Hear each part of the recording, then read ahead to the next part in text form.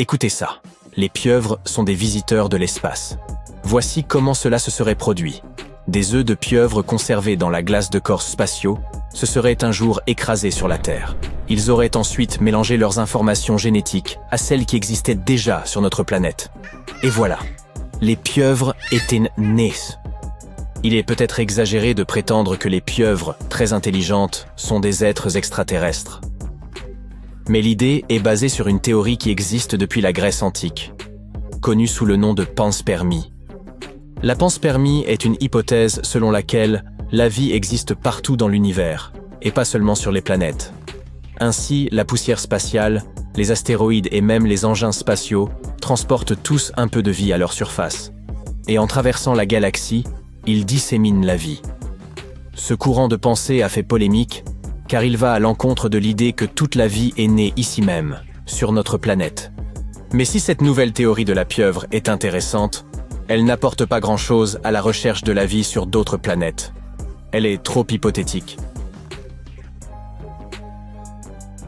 Les pieuvres sont en fait incroyablement anciennes. Le plus ancien fossile connu appartient à un animal qui vivait il y a près de 300 millions d'années. Précisons que c'était avant que nos amis les dinosaures ne parcourent la Terre. Et ce n'est pas tout. Les bras des pieuvres ont chacun leur cerveau. En effet, les 2/3 de leurs neurones se trouvent dans leurs bras et non dans leur tête. Cela signifie que leurs bras peuvent résoudre le problème de l'ouverture d'un coquillage pendant que leur propriétaire s'occupe d'autre chose. Du multitâche niveau ninja. Par ailleurs, comme les chimpanzés et les dauphins, les pieuvres sont capables de manœuvrer des outils, par exemple en ramassant de vieux coquillages et en les utilisant comme abri. Bien sûr, les humains sont les animaux les plus intelligents. C'est en tout cas leur avis. Mais n'accordons pas suffisamment de crédit aux cochons. Les cochons sont super intelligents. Ils peuvent de même jouer à des jeux vidéo. Non, pas à Minecraft. Dans le cadre d'une étude universitaire, des scientifiques ont demandé à 4 cochons de jouer avec un joystick. Ils devaient le manipuler de manière à ce qu'une balle en mouvement atteigne un mur. Et alors on leur donnait une friandise. Les cochons ont très bien réussi le test à la surprise des scientifiques. Les pigeons ont également réussi un test impressionnant. On les a entraînés à différencier un tableau de Picasso d'un tableau de Monet, ce qui ne leur a pas posé de problème. Ils ont ensuite été capables d'appliquer ces connaissances en identifiant des œuvres d'art qu'ils n'avaient jamais vues auparavant, ce qui signifie qu'ils comprenaient réellement la différence entre chaque peintre, et dire qu'on les considère toujours comme des parasites. Si l'on plaçait les kangourous dans un concours de l'aptitude la plus étonnante chez un animal, c'est eux qui gagneraient. Principalement parce qu'ils enfreignent la règle des 4 pattes. Une espèce particulière de kangourou, le kangourou roux, utilise sa queue pour se propulser vers l'avant. Il possède bien 4 membres, mais en pratique, il en utilise 5. Les kangourous utilisent naturellement leur queue comme un 5e membre, car elle est constituée de vertèbres articulées et de muscles. Bien sûr, il fallait que ce soit un animal australien. Blague à part, l'Australie abrite une variété d'animaux uniques, comme le serpent le plus venimeux du monde. Ce reptile pas si mignon est connu sous le nom de taipan du désert, et son venin suffirait à tuer une centaine d'adultes. Toujours dans le domaine des animaux dangereux, le continent abrite également l'une des araignées les plus venimeuses au monde, l'araignée à toile entonnoir. On la trouve non loin du centre-ville de Sydney. Aïe. La petite sirène nous a peut-être montré qu'il fait bon vivre sous la mer, mais elle n'a rien dit des mœurs bizarres de la baudroie. Les baudroies sont des poissons dotés d'un énorme nez en forme de fouet relié à la partie frontale de leur corps. On dirait qu'ils portent toujours une lanterne devant eux, sauf que la lumière de cette petite lanterne est une bioluminescence. Et c'est loin d'être romantique, car les baudroies s'en servent pour attirer des poissons plus petits et en faire leur repas. C'est en 1999 que des scientifiques ont découvert que ces petits êtres passèrent la majeure partie de leur vie la tête en bas. Ils n'avaient jamais rien vu de tel. Ils planaient au-dessus du fond de l'océan Pacifique, à une profondeur d'environ 5000 mètres, là où il n'y a presque pas de lumière. Ils font cela parce que, comme ils vivent près du fond de l'océan, leur lanterne intégrée éclaire le sol quand ils cherchent de la nourriture. Ils sont peut-être bizarres, mais plutôt futés. Récemment, des scientifiques ont découvert une espèce animale qui n'a ni cerveau ni tête, et qui est pourtant très intelligente. On l'appelle l'ophure. Cette créature à 5 bras est un véritable paquet de nerfs. Lors d'une expérience, des chercheurs réduisirent la lumière au moment de nourrir des ophures avec leurs friandises préférées, de délicieuses crevettes. Après 10 mois de conditionnement, ces créatures sortirent de leur cachette dès que les scientifiques éteignaient la lumière dans la pièce. Elles espéraient déguster un bon repas. Nous ne devrions pas juger un cerveau à sa taille, ou, en l'occurrence, à son absence. Il existe un phénomène connu sous le nom de comportement du chat orange. Et apparemment, il ne s'agit pas d'un simple mème. Jusqu'à présent, les scientifiques ont pu comprendre que la couleur du pelage est liée au sexe du félin. Et comme l'orange est un chromosome X, les chats oranges sont généralement des mâles. Comme Garfield. Le comportement du chat orange décrit les chats roux comme des agents du chaos. Là encore, c'est un peu comme Garfield. Mais aucune étude concluante n'a été menée pour savoir si ces deux choses sont réellement liées. En termes de vision, les crevettes mantes ont probablement la vision la plus psychédélique de tous les animaux. Ces créatures à drôle d'allure possèdent 16 variétés de photorécepteurs, dont 5 sont réservés au spectre ultraviolet ou UV. Les rayons ultraviolets sont des longueurs d'onde très courtes, invisibles pour l'homme. Ce que la science ne comprend toujours pas, c'est comment ces crevettes mantes perçoivent le monde qui les entoure. Certes, elles peuvent percevoir un grand nombre de couleurs, mais elles ne peuvent pas nécessairement distinguer toutes ces couleurs entre elles.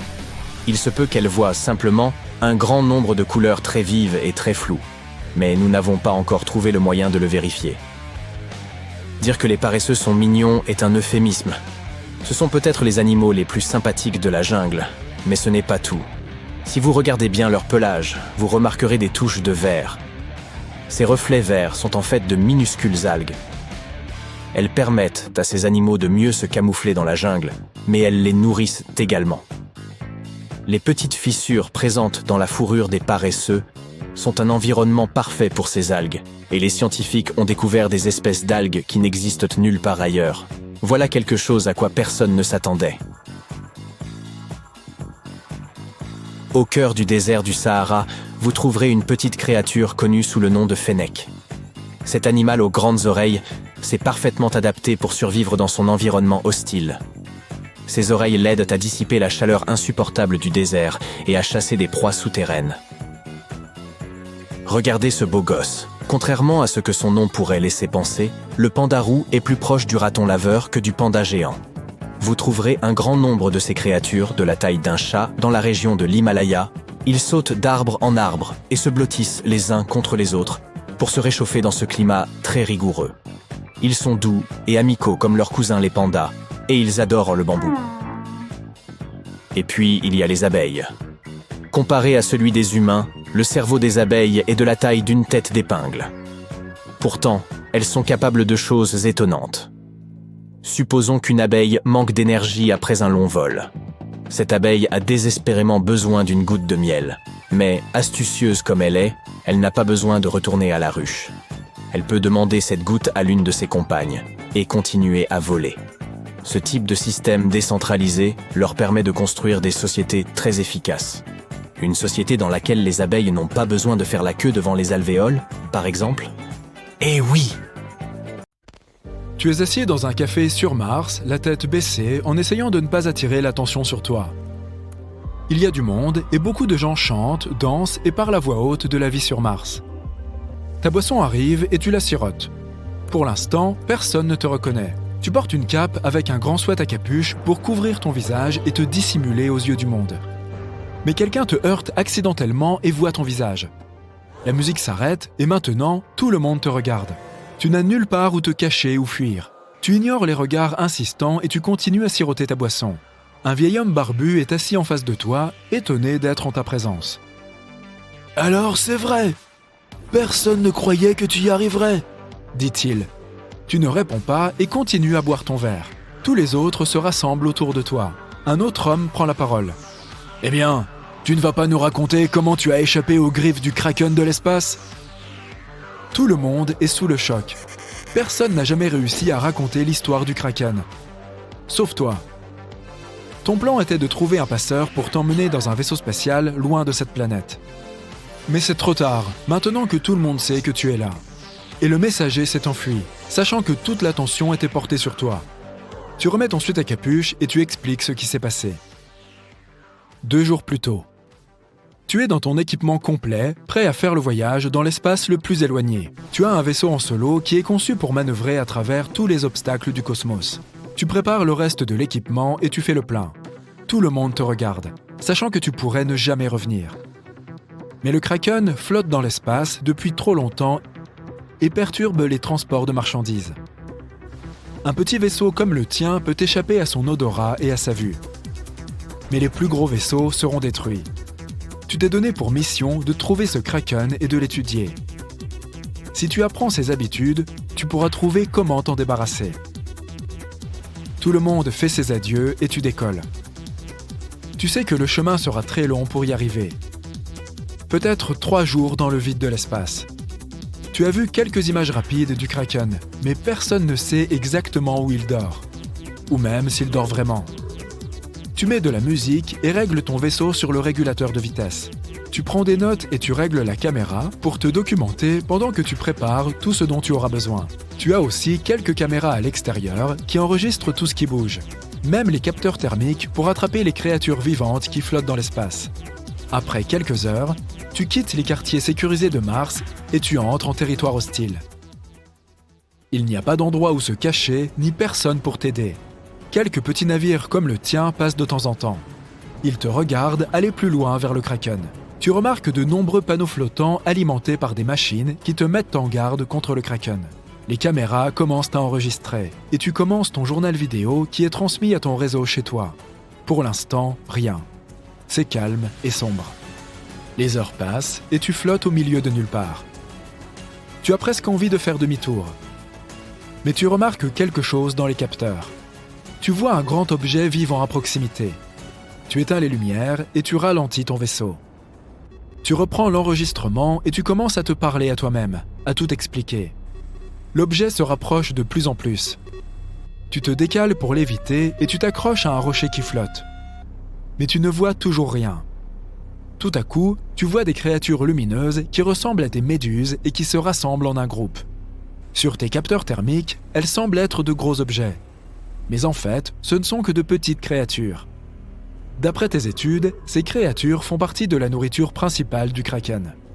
Donc, elles sont probablement en train de le fuir. Après quelques minutes, les créatures s'éloignent en flottant et tu décolles et rallumes les lumières. Quelques heures de plus passent et tu ne vois toujours pas de Kraken. Soudain, un souffle secoue ton vaisseau et tu es légèrement dévié de ta trajectoire. Tu remarques qu'un gros objet a pénétré dans tes capteurs thermiques et en est sorti. Tu continues à avancer et vérifies les paramètres de lecture pour voir si tes caméras ont réussi à capter quelque chose. Tu essayes de regarder attentivement, mais il semble qu'une rafale de vent soit passée devant toi, ce qui est bizarre, car il n'y a pas de vent dans l'espace. Tu contrôles les capteurs thermiques et tu remarques qu'un grand objet ayant la forme du Kraken est passé devant toi. Il est toujours là et il a probablement repéré ton odeur. Tes systèmes ont récupéré des particules d'ADN et les étudient. Au bout d'un moment, elles montrent que la peau du Kraken peut changer de couleur en fonction de son environnement. Sa peau est épaisse et composée d'une matière cosmique fluorescente qui est inédite par rapport à toutes les autres créatures que tu as rencontrées. Le système continue à l'étudier. Au bout d'un moment, le Kraken sort de ton radar et disparaît. Tu fais demi-tour pour essayer de le retrouver. Les gens sur Mars peuvent voir les données et ont déjà des informations sur sa taille et la qualité de sa peau. Ils ont même vu des images que tu as réussi à capturer. Tout en continuant à avancer vers lui, tu allumes tes projecteurs pour essayer de voir quelque chose. Tes caméras tournent toujours.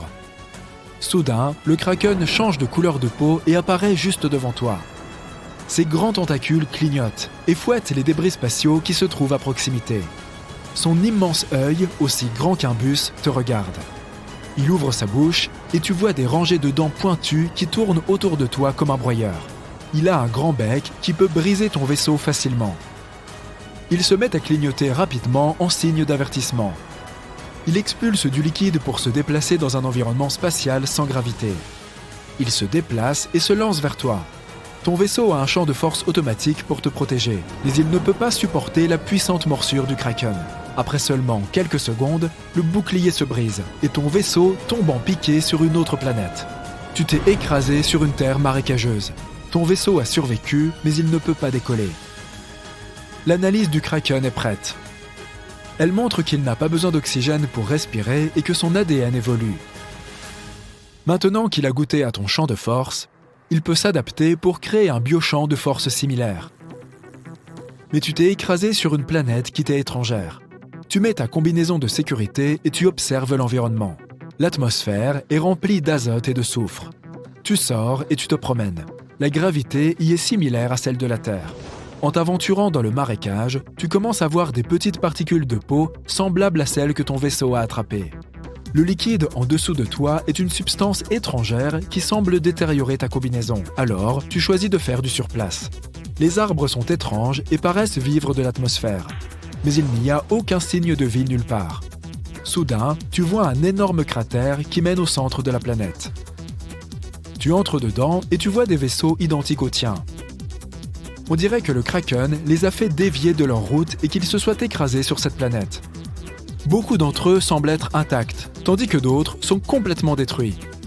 Tes senseurs captent un autre signal. Ils détectent une autre créature qui vit au centre. Tu essayes de t'approcher. Tu fais de ton mieux pour être aussi discret que possible. Mais tu sens le sol trembler sous toi. Tu te baisses pour essayer d'éviter les rochers qui tombent au-dessus de ta tête. Un grand tentacule surgit de nulle part, puis un autre et encore un autre. Il se balance et rampe à l'air libre. D'après les études de ton système, ce Kraken est 10 fois plus grand et a même une apparence différente. Il ne te voit pas, mais il peut sentir que tu es là. Il commence à parcourir la planète pour essayer de te trouver. Il frappe ton vaisseau. Tu essayes de trouver un moyen de le démarrer, mais il lui manque une pièce. Tu trouves un autre vaisseau abandonné. Tu enlèves la pièce dont tu as besoin et tu la mets sur ton vaisseau. Ta combinaison possède une fonction d'auto-réparation qui te permet de réparer ton vaisseau sans outil. Après quelques minutes, il est prêt à repartir. Tu allumes ton vaisseau, même s'il est endommagé, et tu décolles. Tu réussis à te faufiler derrière le Kraken. Tout le monde au café est silencieux. Beaucoup ne croient pas à tes histoires. Ils avaient cessé de recevoir des transmissions en direct avant que tu sois abattu par le Kraken de l'espace. Tout à coup, une alarme retentit et prévient que le Kraken est arrivé. Tout le monde se précipite, paniqué. Tu entends une voix dans ta tête. C'est du charabia. Mais tu as des visions du Kraken qui te parlent. Il sait que tu es là et il vient pour toi. L'univers n'est pas statique. Il évolue en permanence et grandit dans toutes les directions. Il est en expansion et les scientifiques l'ont découvert il y a presque un siècle. Mais il ne le fait pas à un rythme stable. Plus le temps passe, plus l'univers s'étend rapidement. Et par conséquent, les étoiles, les planètes et les galaxies s'éloignent de plus en plus les unes des autres, ce qui laisse plus d'espace entre elles. Mais alors, dans ce cas, l'univers est censé se refroidir à mesure qu'il s'étend, n'est-ce pas ? Car après tout, il était beaucoup plus dense et beaucoup plus chaud lorsque le Big Bang s'est produit. Et pendant son expansion, l'espace s'est refroidi, créant ainsi les conditions nécessaires à la formation de planètes, d'étoiles et d'autres objets spatiaux. En réalité, ce n'est pas tout à fait ce qui se passe actuellement, et les scientifiques ont été tout aussi surpris de le découvrir. Notre univers se réchauffe. Ils ont observé la température de gaz cosmiques éloignés de notre planète natale par rapport à de jeunes gaz plus proches de la Terre. Comme on mesure les distances spatiales en années-lumière, les régions plus éloignées sont comme une fenêtre sur le passé, tandis que les régions plus proches permettent une observation du temps présent. Bref, ils ont découvert que la température d'un certain gaz dans l'espace a augmenté plus de 10 fois au cours des 10 derniers milliards d'années, et la température du gaz cosmique répandu dans tout l'univers peut atteindre environ 2 millions de degrés Celsius. Waouh! À mesure que l'univers s'étend, la force gravitationnelle fait son œuvre et tire le gaz et la matière noire ensemble. Elle fait un travail assez titanesque puisqu'elle crée des galaxies et des amas de galaxies à partir de ces matières. Et ce processus est totalement chaotique. Tellement chaotique que de plus en plus de gaz se réchauffent pendant que tout cela se produit. L'espace était extrêmement chaud lorsqu'il venait de se former il y a 13,7 milliards d'années. Et s'il redevenait aussi chaud?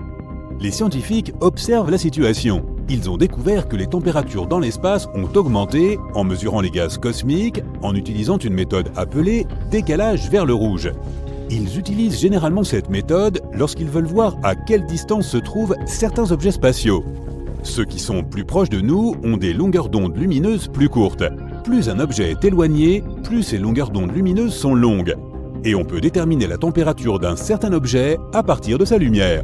En moyenne, l'espace est un endroit plutôt froid. La lueur résiduelle du Big Bang s'appelle CMB, qui est l'abréviation de Cosmic Microwave Background, fond diffus cosmologique en français.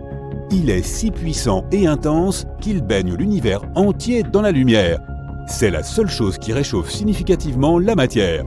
Mais il existe de nombreux mécanismes, à plus petite échelle, qui contribuent à réchauffer la matière dans l'univers.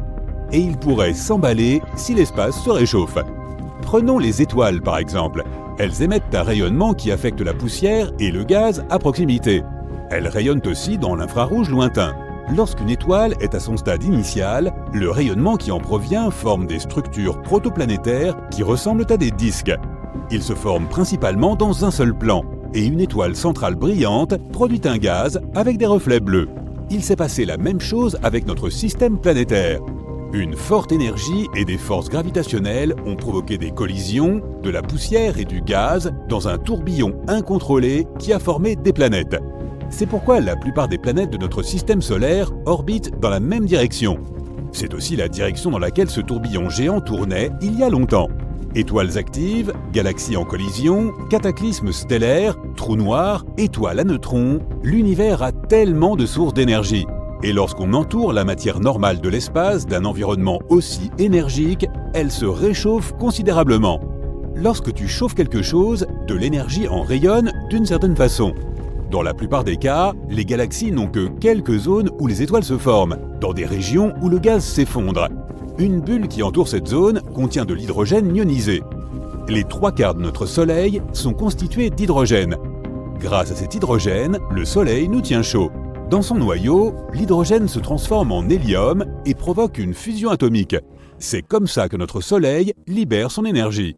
Les radiations chauffent tout ce gaz à des millions de degrés.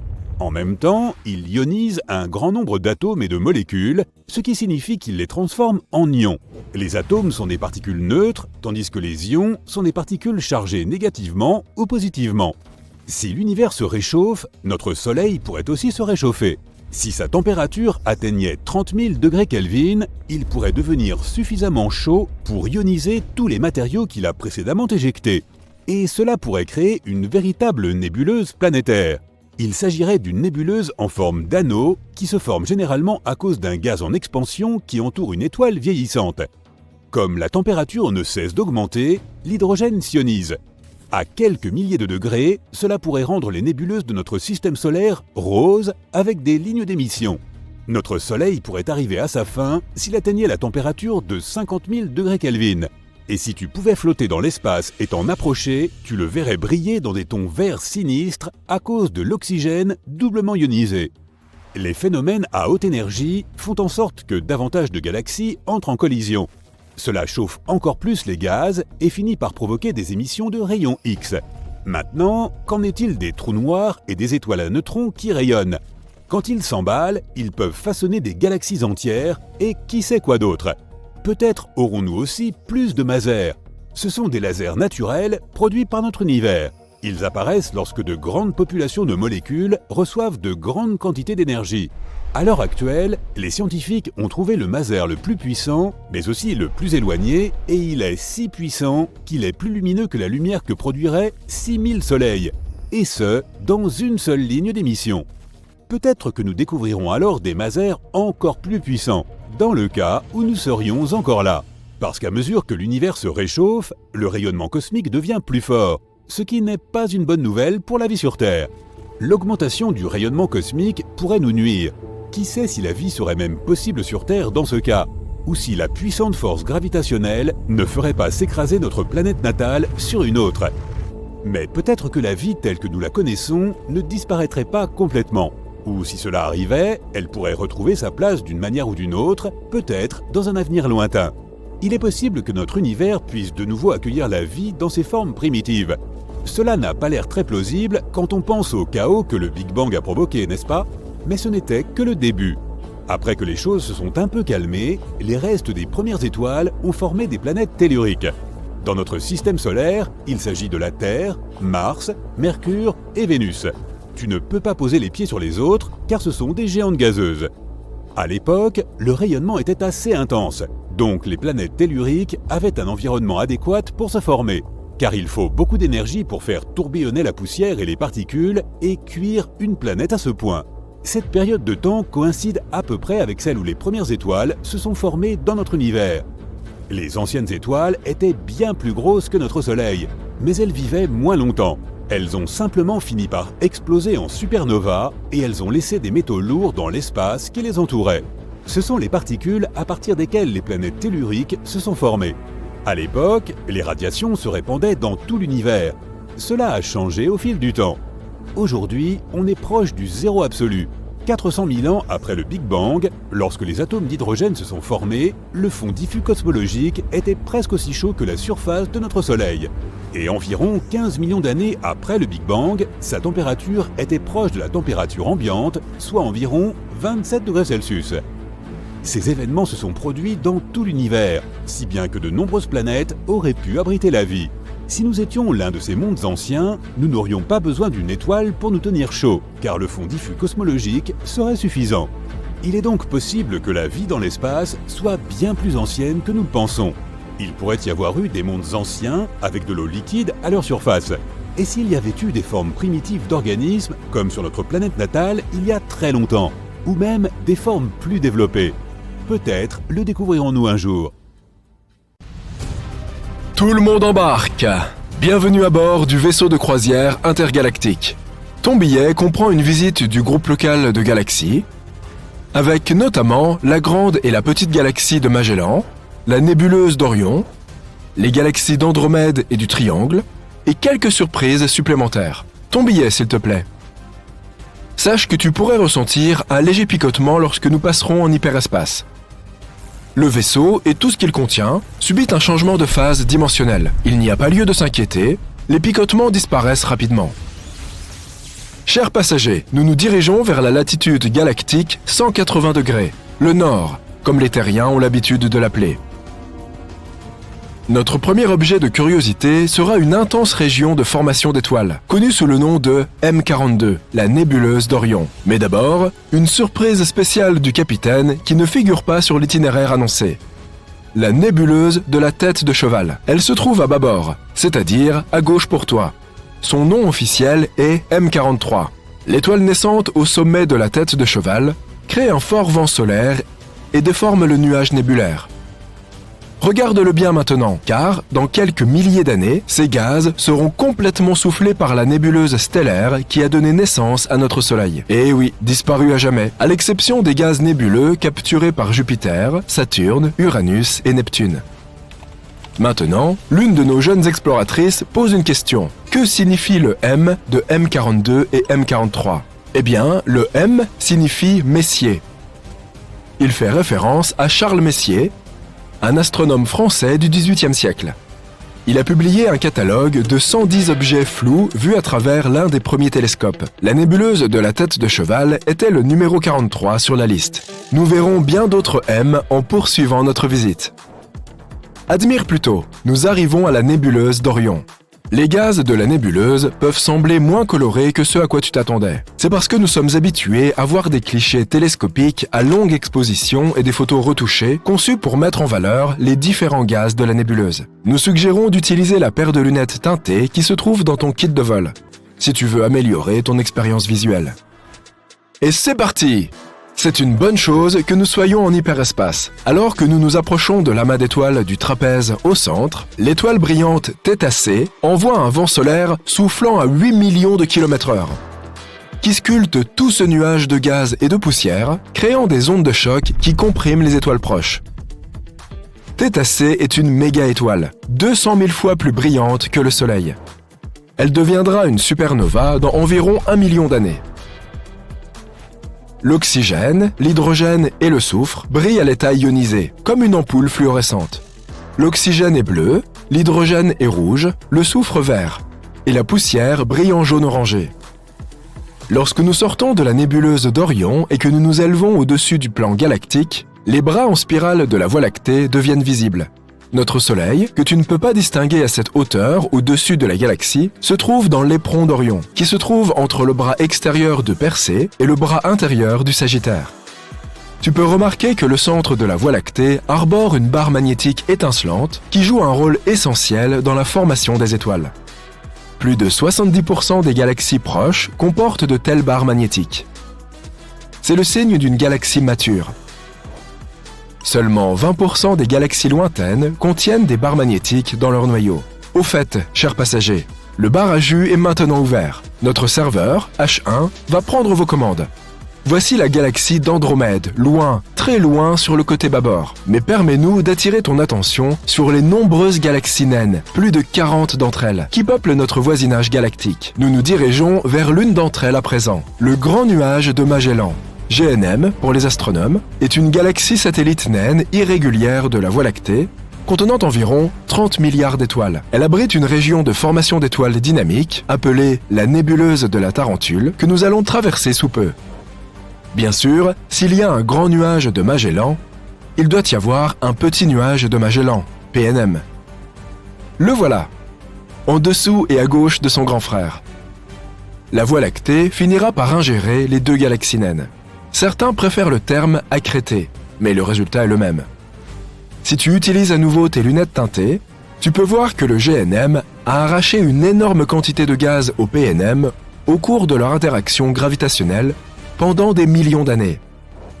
Nous nous dirigeons maintenant hors de la Voie lactée à une distance d'environ 50 km/s, c'est-à-dire 50 000 parsecs ou environ 163 000 années-lumière. Mais au fait, qu'est-ce qu'un parsec? Un parsec correspond à environ 3,26 années-lumière, sachant qu'une année-lumière correspond à environ 9,46 billions de kilomètres. Le mot parsec est une combinaison de deux mots, parallaxe et seconde. La parallaxe est le décalage qu'un objet semble opérer lorsqu'il est observé de deux points de vue différents. En regardant un objet avec ton œil gauche, puis ton œil droit, tu verras que l'objet semble se déplacer. C'est la parallaxe. Lorsqu'un objet astronomique est photographié depuis la Terre, puis à nouveau 6 mois plus tard, lorsqu'elle se trouve de l'autre côté du Soleil, le décalage est mesurable en degrés d'arc ou en minutes d'arc, en secondes d'arc et jusqu'à des millisecondes d'arc. Un parsec est une parallaxe d'une seconde d'arc, qui correspond à environ 3,26 années-lumière. Comme tu ne peux pas vraiment mesurer une année-lumière avec une règle ou un mètre à ruban, les parsecs sont un moyen scientifique d'indiquer la distance d'une étoile ou d'un objet à l'intérieur de la galaxie. Plus la parallaxe est grande, plus l'objet est proche. Plus la parallaxe est petite, plus il est éloigné. Tout droit au cœur de la nébuleuse de la Tarentule se trouve l'amas d'étoiles R136. À une distance d'une année-lumière, il y a plus de 40 étoiles, ayant chacune une masse plus de 50 fois supérieure à celle du Soleil. En comparaison, on ne trouve pas une seule autre étoile à moins de 4 années-lumière de notre étoile mère. Ce qui est une bonne chose. Tu peux observer la supernova 1987A à environ 2 heures au-dessus de toi. Une étoile géante bleue a subi une implosion de son noyau, ce qui a donné lieu à une supernova de type 2, 100 millions de fois plus brillante que le Soleil. Elle a laissé derrière elle une étoile à neutrons enveloppée de poussière et de gaz, ainsi qu'un feu d'artifice des plus spectaculaires. 1987A, dans le Grand Nuage de Magellan, est la supernova la plus proche de la Terre à s'être produite depuis l'an 1604. Elle a eu lieu au sein de la Voie lactée, à environ 20 000 années-lumière de notre planète, et on a rapporté à l'époque qu'elle avait été visible en plein jour pendant environ 2 semaines. Après que 1987A soit devenue une supernova, parce qu'il s'agissait d'une étoile géante bleue, les spéculations se sont multipliées sur le fait que l'étoile géante bleue Rigel, l'étoile du pied de la constellation d'Orion, pourrait bien devenir une supernova dans un avenir pas si lointain, à moins qu'elle n'en soit déjà là. Rigel se trouve à environ 860 années-lumière de la Terre. Donc, tout ce qui arrive à Rigel prendrait environ 860 ans avant d'être observé sur Terre. La supernova 1987A a éjecté des éléments lourds comme le cobalt, le nickel, le fer et des silicates plus légers dans la nébuleuse de la Tarentule où ils formeront les éléments de base de nouvelles étoiles et de nouvelles planètes. Notre serveur propose à présent des collations sur le thème de l'espace. Pour les enfants, nous recommandons la barbe à papa façon Jupiter. Le prochain arrêt est la galaxie d'Andromède et ses environs. Remarque son halo alors que nous laissons derrière nous la Voie lactée et ses 300 milliards d'étoiles. Pas moins de 150 amas globulaires résident dans ce halo galactique. Ils gravitent autour du disque et contiennent certaines des plus vieilles étoiles de l'univers. La façon dont elles sont arrivées ici, dans notre galaxie natale, fait l'objet d'études poussées. Tu remarqueras NGC 6822, une galaxie naine irrégulière à tribord. NGC fait référence au nouveau catalogue général des objets astronomiques. On pourrait penser qu'il y a eu un ancien catalogue général, mais ce n'est pas le cas. Il y a juste un nouveau catalogue. Il existe toutefois un nouveau catalogue général révisé auquel les astronomes se réfèrent régulièrement. Voilà qui clarifie les choses, n'est-ce pas? En passant devant NGC 6822, tu remarqueras une barre magnétique qui commence à se former et les taches brillantes de nouvelles formations d'étoiles. Cette galaxie a été découverte en 1884 par E.E. Barnard et est aussi appelée la galaxie de Barnard. Monsieur Barnard était un observateur astronomique hors pair. Un cratère sur la Lune porte son nom, un autre sur Mars, ainsi qu'une zone de Ganymède, la lune de Jupiter. Une planète mineure se dénomme également 819 Barnardiana, et l'étoile qui se déplace le plus rapidement dans le ciel, l'étoile de Barnard. Peu de gens ont autant inscrit leur nom au firmament qu'Edward Emerson Barnard. En approchant de la galaxie géante d'Andromède, avec ses billions d'étoiles, nous passerons au-dessus de son bord ouest et visiterons l'une de ses compagnes naines de l'énorme galaxie, M110 ou NGC 205. Oui, elle a aussi deux noms. Tu n'as que l'embarras du choix. La première en son genre, une galaxie sphéroïdale naine d'environ 3,5 milliards de masse solaire. M110, ou NGC 205 si tu préfères, possède 8 amas globulaires près de son noyau. Elle sera aussi avalée ou accrétée par la galaxie d'Andromède. Elle a peut-être été déjà dépouillée d'une grande partie de ses étoiles et de son gaz, un point mis en évidence par l'absence générale de formation d'étoiles de M110. Et maintenant, notre dernier arrêt, M33, la galaxie du Triangle, la troisième et dernière galaxie spirale de notre groupe local. Située dans la petite constellation du Triangle, M33 fait environ la moitié de la taille de la Voie lactée. La galaxie du Triangle se trouve à 2,7 millions d'années-lumière de la Terre, mais elle est beaucoup plus proche de la galaxie d'Andromède et se déplace vers elle. Si les deux galaxies spirales entrent en collision, cela pourrait modifier la trajectoire de la galaxie d'Andromède et empêcher sa collision prévue avec la Voie lactée. Et maintenant, un message important. Nous servirons le dîner lors de notre voyage de retour sur Terre. Tu as le choix entre du poulet ou du poisson. Nous espérons que tu as apprécié le voyage. Et si tu remplis notre questionnaire et que tu nous mets 5 étoiles, tu pourras même avoir un dessert. Nous rêvons depuis longtemps d'une vie sur Mars. Non seulement de notre culture de pommes de terre là-bas, mais aussi de toutes les pommes de terre qui auraient pu s'y trouver dans le passé. Y a-t-il déjà eu de la vie sur Mars ? Récemment, des scientifiques ont découvert quelque chose qui pourrait en être la preuve. Voyons de quoi il retourne. Mars est la 4e planète à partir du Soleil. Aucun être humain n'a encore posé le pied sur Mars, mais des robots y ont posé leurs roues. Les premiers engins spatiaux à avoir visité la planète rouge étaient les atterrisseurs Viking de la NASA. Ils s'y sont rendus en 1976 et nous ont transmis de nombreuses données intéressantes. À l'époque, nous ne savions rien de Mars. Pour nous, elle ressemblait à un désert froid et sans vie. Mais comme nous nous ressemblons beaucoup, les scientifiques ont commencé à se poser des questions. En a-t-il toujours été ainsi ? Ou est-il possible qu'autrefois Mars ait été prospère et pleine de vie ? Et en 2022, le rover martien Perseverance de la NASA a trouvé quelque chose qui pourrait éclairer ce mystère. Mais tout d'abord, qu'est-ce que Perseverance ? Selon les scientifiques, s'il y a déjà eu de la vie sur Mars, il est peu probable qu'elle ait pu disparaître sans laisser de traces. Elle a dû laisser des marques, peut-être sous terre, où elle serait protégée des caprices solaires radioactifs et autres nuisances. Il faut donc examiner les roches. Il est important de noter que nous ne recherchons pas de vie sur Mars pour l'instant. Il est fort probable qu'il n'y en ait pas. Nous voulons plutôt nous pencher sur le passé lointain de notre planète voisine. Nous parlons là de milliards d'années. Quand Mars était chaude, verte et loin d'être sans vie. En d'autres termes, nous devons retrouver des microbes morts et divers composés chimiques similaires à ceux de la Terre. C'est la mission de notre protagoniste, Perseverance. Elle est arrivée sur Mars en février 2021. La sonde s'est posée au fond du cratère G0, d'une largeur de 50 km. Et après l'atterrissage, elle s'est déplacée en direction de l'ouest, jusqu'à l'endroit qui a incité les scientifiques à choisir G0 pour leur relevé. Cet endroit est le delta d'une rivière asséchée. Et cet ancien fleuve a déjà plus de 3,5 milliards d'années. Le cratère G0 lui-même était autrefois un grand lac. Eh oui, apparemment, il y avait de l'eau sur Mars. Et les chercheurs suggèrent que ces endroits pourraient être les parfaits gardes du corps des microbes. C'est exactement ce que font les bactéries sur Terre. Elles se cachent, demeurent immobiles dans les profondeurs des lacs et des étangs. On pourrait donc probablement y retrouver des traces. Les chercheurs pensent que ce lac particulier présente la plus grande valeur scientifique de toute la mission. C'est ici, à G0, que l'on a le plus de chances de trouver des roches sur lesquelles de telles bactéries auraient pu un jour survivre. Perseverance s'est donc rendue dans le delta. La route n'aura pas été facile. Le véhicule s'est un peu planté et a atterri plus loin que prévu. Comme le disait Cooper dans Interstellar, cette petite manœuvre va nous coûter 51 ans.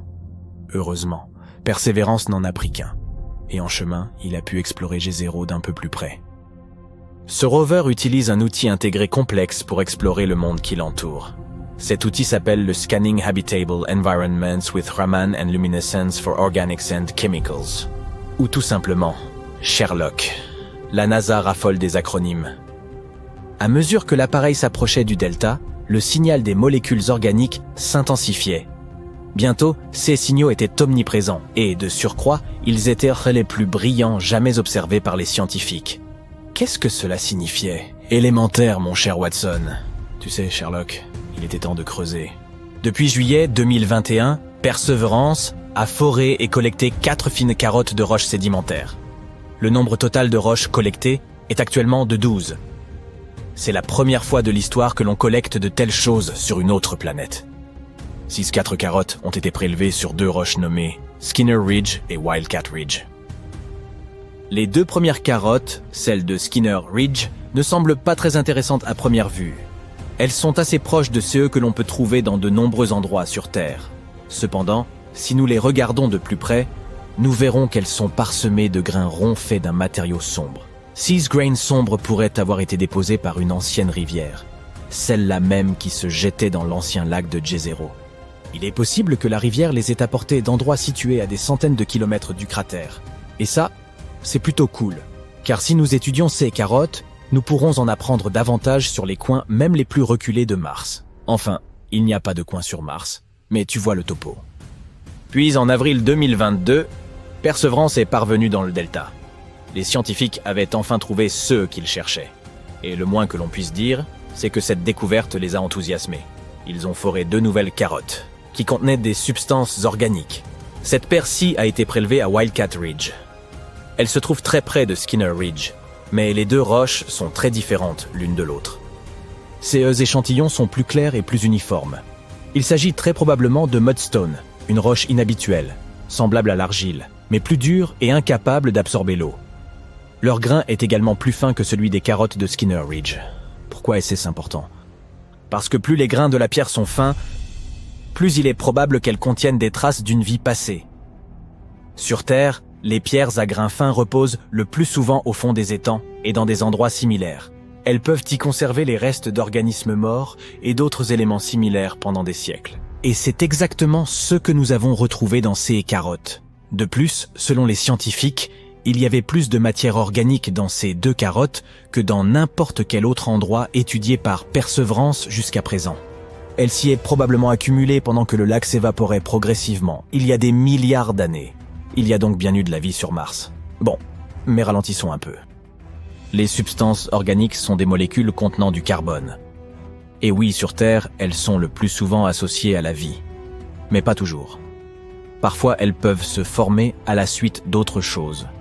On ne peut donc pas encore dire avec certitude s'il y a eu de la vie sur Mars. Nous ne savons pas si ces molécules sont réellement issues de microbes martiens ou si elles sont le résultat d'autres phénomènes. Mais cette découverte est tout de même très importante. Nous devons littéralement continuer à creuser dans cette direction. Pour en savoir plus sur cette matière organique, les scientifiques doivent prélever quelques échantillons supplémentaires de roches à grains fins. Il serait également intéressant d'étudier les matériaux qui se trouvent autour de ces anciens réservoirs. Perseverance s'est déjà déplacée vers une autre région, un endroit portant le doux nom d'Enchanted Lake. À présent, elle doit y chercher des choses similaires et elle continuera également d'étudier le lac Jezero. Enfin, Perseverance montera jusqu'au sommet du delta, puis continuera à explorer les sites anciens aux abords du cratère. Quelque temps avant la fin de l'année 2022, Perseverance disposera probablement de 6 échantillons, ou plus de ces carottes martiennes. Malheureusement, ces outils, bien que complexes, sont assez limités, et ces données ne suffiront pas à elles seules à nous donner une image complète. C'est pourquoi la NASA prévoit d'envoyer d'autres engins spatiaux à Jezero dans les années à venir. En collaboration avec l'Agence spatiale européenne, elle travaille sur la prochaine mission robotique, baptisée Mars Sample Return. Le nom parle de lui-même. Ces appareils arriveront et emporteront toutes les éprouvettes du vieux prospecteur Perseverance. Ensuite, ces échantillons seront livrés sur Terre, mais pas par la poste. Puis, les scientifiques pourront les analyser dans des laboratoires de pointe.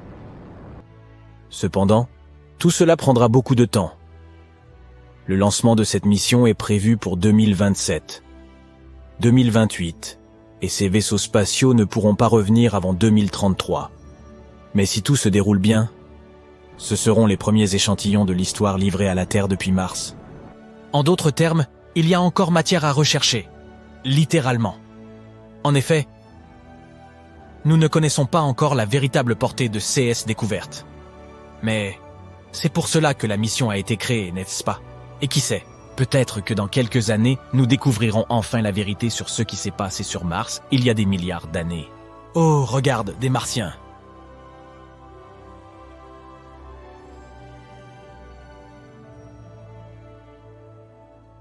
On s'est posé sur la Lune, nous avons navigué autour du monde, Roméo a aimé Juliette, on en a fait des choses. Il est difficile d'imaginer qu'il y a des créatures qui ont vu tout cela arriver.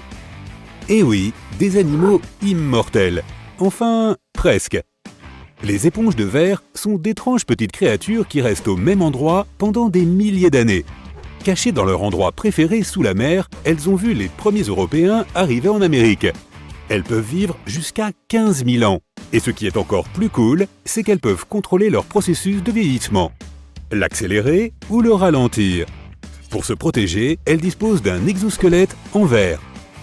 Les homards peuvent récupérer un membre s'ils le perdent, et ils sont pratiquement immortels. Ils produisent un nombre illimité d'enzymes qui gardent leur ADN éternellement jeune.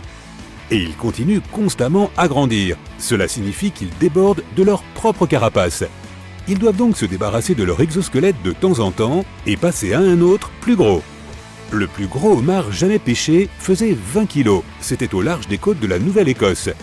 Les scientifiques pensent que ce gros homard avait environ 100 ans. Il était donc là quand Edison a inventé le phonographe. La créature suivante est un mélange entre une méduse et une branche d'arbre. Chaque extrémité de l'hydre a un pied annelé et elle passe ses journées à se rafraîchir au bord des lacs et des rivières. Ses tentacules s'agrippent aux savoureux snacks qui passent devant elle. Quel est donc le secret de son immortalité? C'est une question à laquelle tout le monde aimerait connaître la réponse. L'hydre a la capacité de renouveler ses cellules souches. Les scientifiques essaient de faire comme elle depuis des années. Elles peuvent réellement ralentir leur processus de vieillissement. Ces petites créatures marines sont des oursins rouges géants. Ils se reposent sur des algues dans les eaux peu profondes et sont immortels. Eh bien, nous ne les avons pas étudiés assez longtemps pour être absolument sûrs. Mais les scientifiques affirment qu'ils ne grandissent qu'en taille, pas en âge. Quoi? Ils restent comme des petits oursins, mais grossissent en taille. Adultes bébés oursins?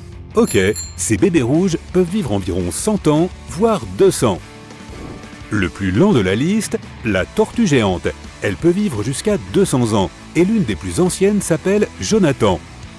C'est techniquement le plus vieil animal terrestre rampant. Il est né en 1832 et vit sur une île isolée appelée Sainte-Hélène. Jonathan a vraiment vécu beaucoup de choses. Il a vu la construction du tout premier gratte-ciel américain, la Tour Eiffel.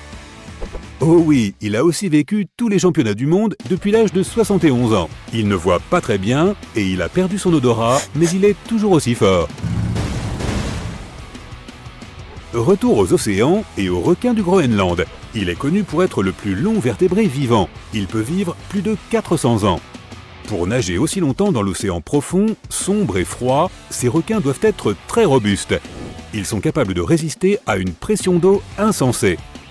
Les requins sont aujourd'hui l'une des seules créatures qui n'ont pas trop été affectées par l'évolution. De nombreux requins existent depuis les dinosaures et n'ont pas beaucoup changé depuis. Les scientifiques ont découvert qu'ils grandissent d'environ 1 cm par an. Donc, avec un peu de calcul rapide, ils peuvent facilement découvrir l'âge de ces requins coriaces. Imagine un requin plus vieux que les États-Unis. La créature suivante est probablement la plus pérenne, la plus indestructible et la plus mignonne de la liste. On l'appelle un tardigrade, mais les scientifiques l'ont surnommé l'ours des eaux, car disons qu'il y ressemble pas mal, mais il n'a pas exactement la taille d'un ours. Il a 8 pattes et des mains avec un étrange petit nez, et ces étranges créatures microscopiques sont indestructibles. Ils sont connus pour vivre dans les endroits les plus extrêmes de la planète. Ils sont parfaitement adaptés à des températures allant de 300 à moins 330 degrés Celsius.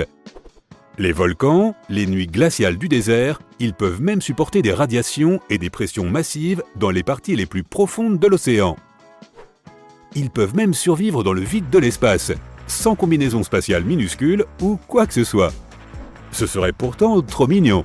Jusqu'à présent, ils ont survécu 10 jours à l'extérieur d'un vaisseau spatial.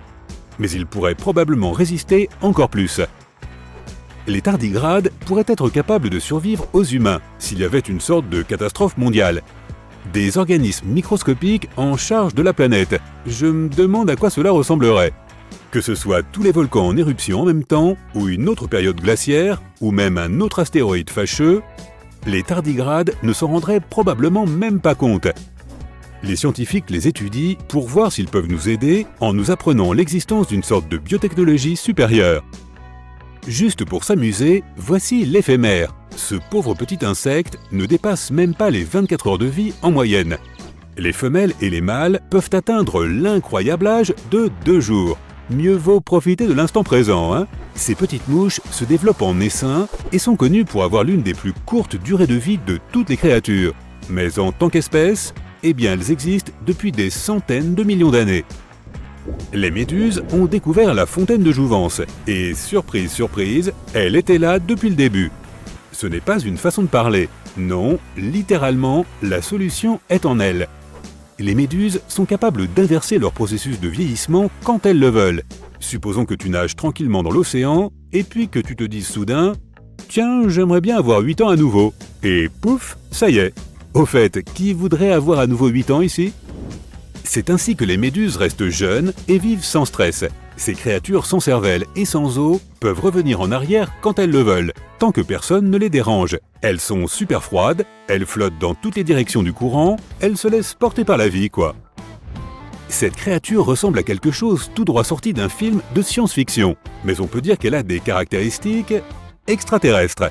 Le géant Veta est plus gros qu'une souris et est considéré comme l'un des plus gros insectes qui existent. On trouve ces grosses bêtes en Nouvelle-Zélande. Alors que les méduses peuvent inverser leur processus de vieillissement, certains membres de la famille Veta peuvent carrément revenir à la vie. Voilà ce qu'on appelle des super pouvoirs. S'ils sont complètement congelés, ils commencent à fabriquer des protéines spéciales qui empêchent leurs organes de se détériorer. Après un certain temps, ils peuvent être décongelés et ressuscités, comme si rien ne s'était passé. Fait amusant, le Veta géant a des oreilles sur les genoux de ses pattes avant. Et parce qu'elle peut ressusciter, on l'appelle aussi l'insecte zombie. C'est flippant. Les planaires sont des vers plats qui sont uniques, en plus d'être pratiquement immortels. Ce sont de véritables machines à régénérer les parties du corps perdues. Si tu prends l'un d'eux et que tu divises son corps en 10 parties, tu obtiendras 10 nouveaux planaires. Si tu continues à les diviser, ils vont continuer à se multiplier, même s'ils font généralement moins d'1 centimètre de long. Imagine si nous pouvions trouver un moyen de faire cela. Est-ce que ce serait un moyen pour nous de vivre éternellement? Ou alors on se retrouverait dans un monde totalement fou avec des copies de tout le monde alentour. Que dirais-tu de l'équipe de relais la plus rapide du monde, 4 Usain Bolt identiques? Les palourdes existent depuis très longtemps. Les scientifiques ont découvert qu'elles peuvent vivre jusqu'à 400 ans. Ce sont ces petites créatures à coquilles qui créent ces petites perles brillantes si appréciées de tous. Une palourde se met en mode action lorsqu'un parasite s'introduit à l'intérieur. La palourde essaie de couvrir le parasite avec un tas de produits chimiques spéciaux, les mêmes que ceux qu'elle utilise pour fabriquer l'intérieur de sa coquille. C'est là que la magie commence à opérer. Quand ces produits chimiques durcissent, ils forment une perle brillante et éclatante. Plus il y a de produits chimiques, plus la perle est grosse. Cette longue créature à l'aspect glissant vit dans les profondeurs des grottes d'Europe. Un holme peut vivre jusqu'à 100 ans. Il passe ses journées à chasser les petits insectes, les escargots et les crabes avec ses minuscules bras avant et son corps de serpent frétillant. Sa peau est si pâle que certains indigènes l'appellent même le poisson humain. Hé, attends un peu.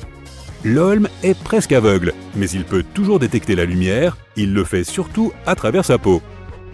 Comme les autres animaux aveugles, il a un sens de l'ouïe et de l'odorat très développé. Il tire son apparence particulière de ses petites branchies rouges autour de son cou. Imagine que tu t'embarques pour une expédition arctique unique en son genre, avec pour destination la côte est du cap Bathurst, dans les territoires du nord-ouest du Canada. Il paraît que cet endroit n'a pas son pareil sur la planète Terre.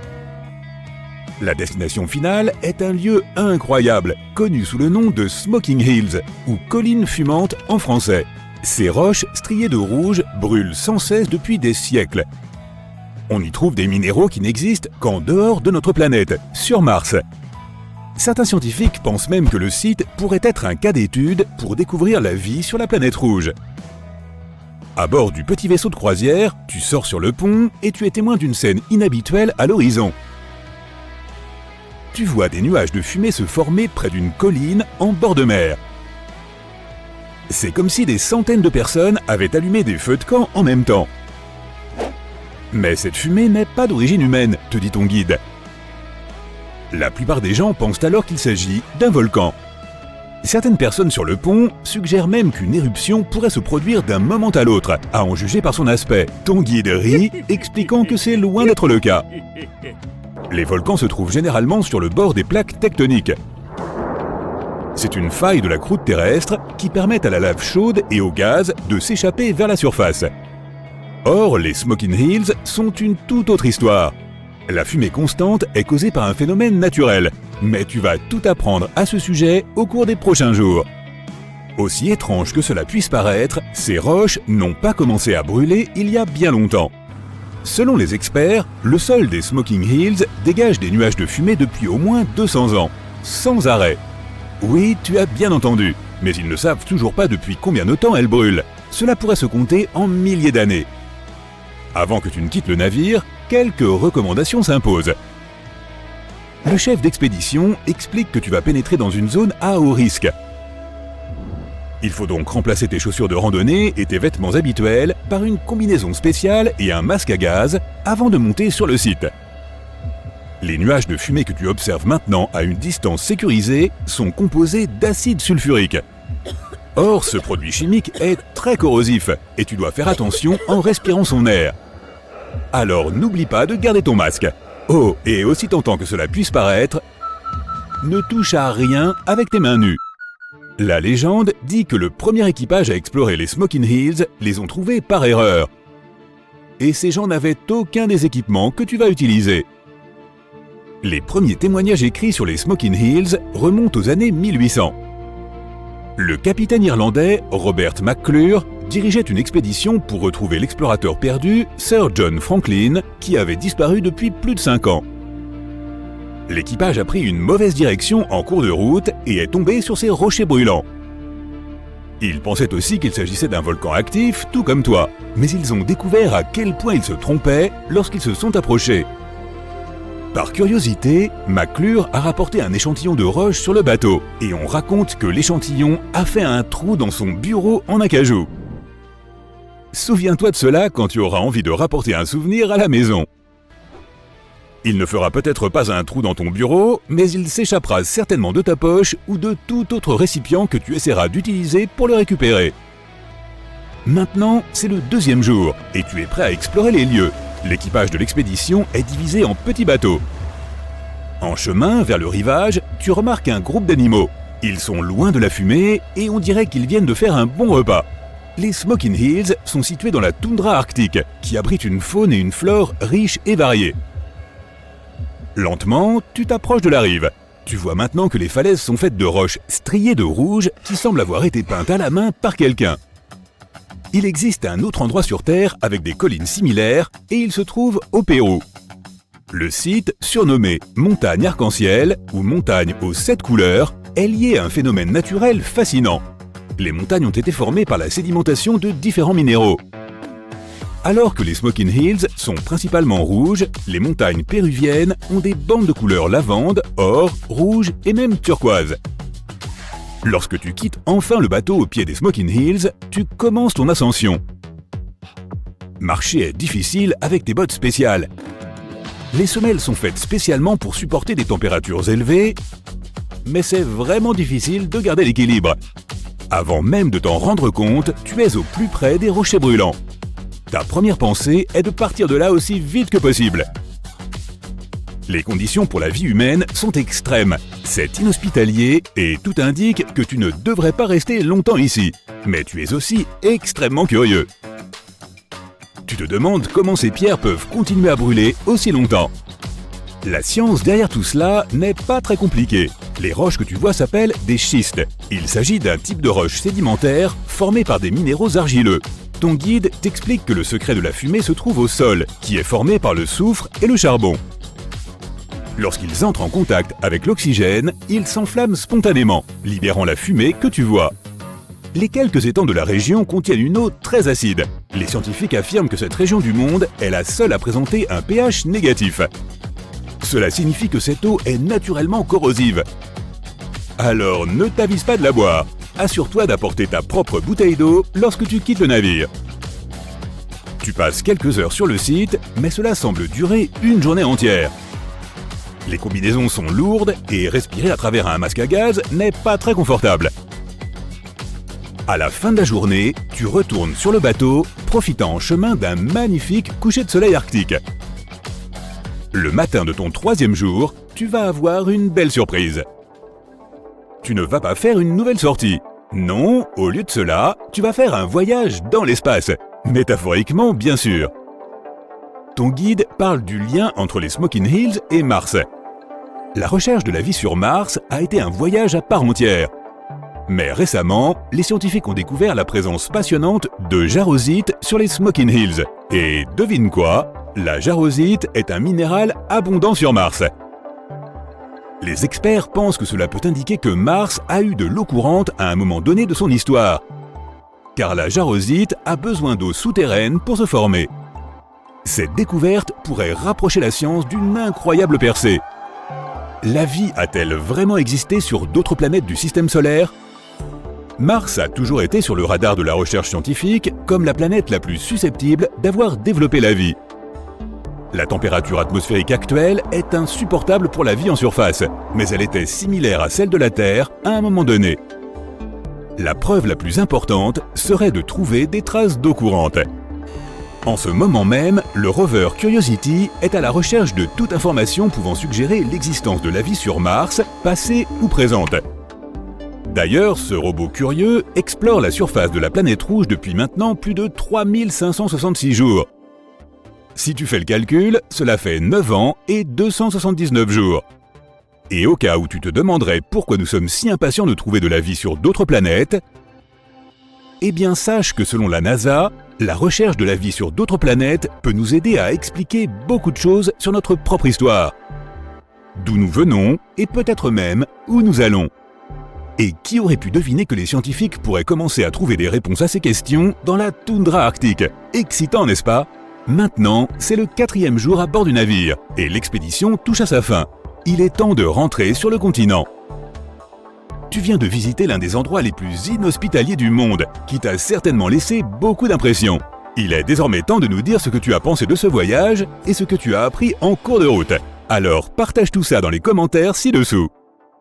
Bonjour, je m'appelle Martin. Je suis le créateur de cette chaîne, et aujourd'hui, je vais vous parler de rencontres intrigantes entre astronautes et objets non identifiés. En 1962, l'Américain John Glenn évolue en orbite autour de la Terre à bord de la capsule Friendship 7, lors du vol Mercury Atlas 6. En scrutant par le hublot, il aperçoit des lucioles. Enfin, ce ne sont peut-être pas réellement des lucioles, mais des points lumineux étranges regroupés autour de son vaisseau. Sans surprise, ils tentent d'y trouver une explication rationnelle. S'agirait-il de cristaux de glace issus des propulseurs de contrôle d'attitude au peroxyde d'hydrogène de l'engin spatial? Toutefois, Glenn ne parvient pas à associer leur apparition à l'utilisation de ces propulseurs. Le mystère demeure donc entier. Ce n'est que bien plus tard que la nature de ces lucioles fut découverte. Les vaisseaux spatiaux tendent à accumuler des nuages de débris et de particules autour d'eux. Lorsque les propulseurs de Glenn ont expulsé des jets de cristaux, nombre d'entre eux se sont accumulés dans ce nuage. Ils réfléchissaient à la lumière du soleil et interagissaient avec d'autres gaz, créant ainsi des scintillements. Le mystère des lucioles énigmatiques fut ainsi résolu. Mais cet incident ne constitue pas le cas le plus troublant. L'un des étranges phénomènes les plus célèbres observés dans l'espace trouve son origine lors de la mission Apollo 11. C'est à ce moment-là que Neil Armstrong, Buzz Aldrin et Michael Collins ont constaté la présence d'un ovni les suivant lors de leur trajet vers la Lune. Voici comment les astronautes ont décrit cet événement. Nous avons aperçu une lumière clignotante à une distance significative. Il y avait quelque chose là-bas, suffisamment proche pour être observé. La période d'incertitude fut brève. Les astronautes, en coordination avec le contrôle au sol, identifièrent rapidement l'objet.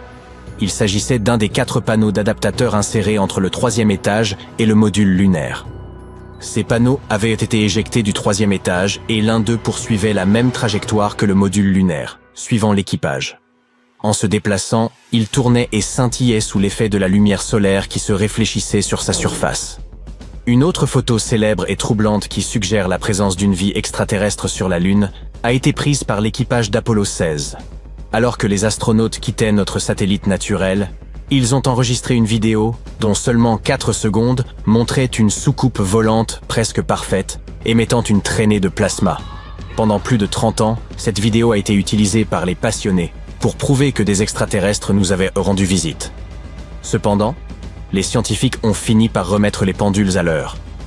Ils ont découvert que, vu à travers la fenêtre de la caméra utilisée, l'objet filmé correspondait en réalité à un petit projecteur monté sur une perche sortie du côté de la capsule.